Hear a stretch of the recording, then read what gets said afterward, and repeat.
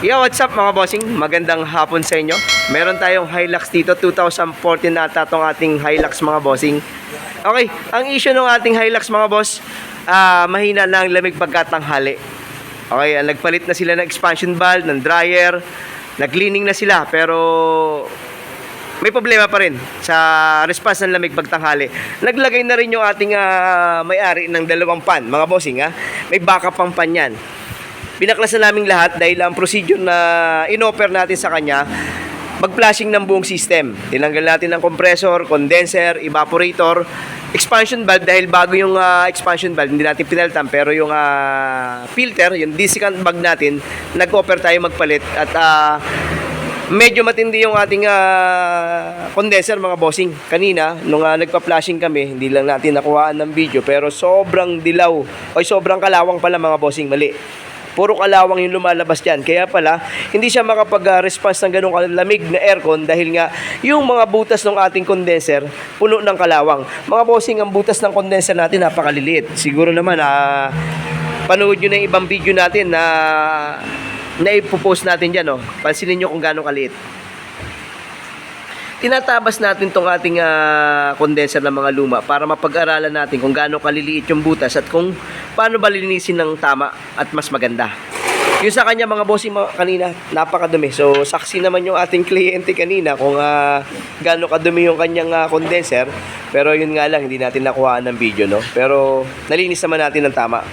Kaya yun ang ginawa natin dito, yun ang ginagawa natin dito sa ating Hilux mga bossing. Pagka po talaga may problema kayo sa tanghali, ang isang may dahilan dyan yung condenser.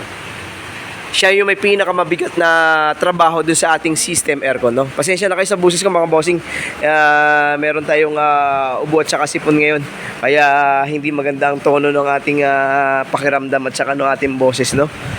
Oh. Mamaya mga bossing, ito naman, wala naman siyang issue talaga pag ganyan, kagaya niyan, umaambon, no? At saka umaga, gabi. Pero pagdating ng tanghali daw, hindi na makapagpalamig na maganda. Kaya nga lumapit sa atin at masolusyonan natin. Mga bossing, kung magbibase tayo sa original or sa year model ng ating condenser, original pa itong condenser natin. Okay, so ang pinaka-the best dito, kung mayroong pamalit ng kliyente, pinapalitan ng bago. Siyempre, mas maganda yon. Yun nga lang, siyempre, kung wala kang pamalit, kailangan matyaga yung magagawa para malinis ng tama yan. At doon tayo papasok at doon tayo nagkakaroon ng ganong offer ng trabaho na linisin ng mas maganda. Hindi maibalik ng 100% mga bossing, pero yung 80% malaking bagay na para mapalamig natin ng maganda yung ating aircon sa tanghali, no? Mga boss, yun lang gagawin natin dito. General cleaning, flushing, filter, change oil ng compressor, check up lahat dito sa ating Hilux na to. Tingnan natin kung makukuha natin ng reading mamaya tsaka lamig na pwedeng makuha doon sa ating thermometer, no? Medyo putol yung ating video, hindi natin nakuha ng procedure natin na pag-flashing, pero talagang sobrang kalawang ng condenser, no? Okay.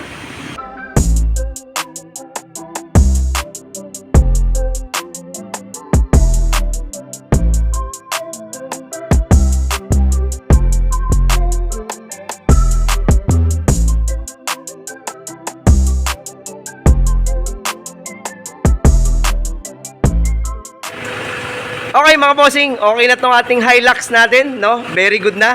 Nagmumus na lahat ng salamin. At syempre magpapaalam at magpapasalamat tayo kay Boss Jerwin. Boss Jerwin, maraming salamat sa pagdayo. At syempre, taga saan nga boss? Taga San Miguel. San Miguel, Bulacan. O yun, no? Shoutout kay Sir Jerwin, no? Boss, balitaan mo kami pagdating ng tanghali dahil yun naman ang reklamo mo eh. So pagka tanghali na, baka pwedeng paki-update kami kung very good ba yung trabaho natin sa iyong Hilux.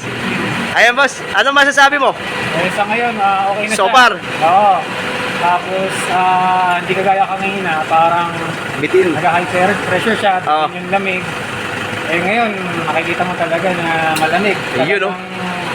Yung degrees niya, bumaba talaga. Makikita mo rin, tama yung mga pressure niya. Accurate lahat, pati yung tamang pasok ng mga freon, tsaka langis. Ayos. Accurate lahat, kalkulado. Ayun. Kung gagastos rin na kayo sa pagpapagawa ng aircon, dito na kayo. Kasi sulit naman talaga. Ayun, no? Isa dun sa dali nyo sa iba, eh, ang babak job, pabalik-balik. Ayun. Ito, hindi kayo pababayaan talaga. Hindi kayo Ayun. paalisin hanggat hindi nila na-obserbahan mabuti. Mula sa leak test, yung mga pressure, lahat, isa-isa nila. Pati Ayun. line ng mga hose, sinecheck lahat. Ayun, oh. Talagang sulit dito. Ayun, oh. Sisisi. Okay, Ayun mga ayun mga bossing, you know. Pero syempre sa mainit na panahon, magpapa-update tayo kay Sir Jerwin, no. Kasi syempre kagaya ng sinasabi ko mga bossing, walang araw ngayon. So kumbaga syempre malamig, pero may mga basihan naman kami mga bossing na kung ano yung lalaban sa tanghali at saka yung hindi.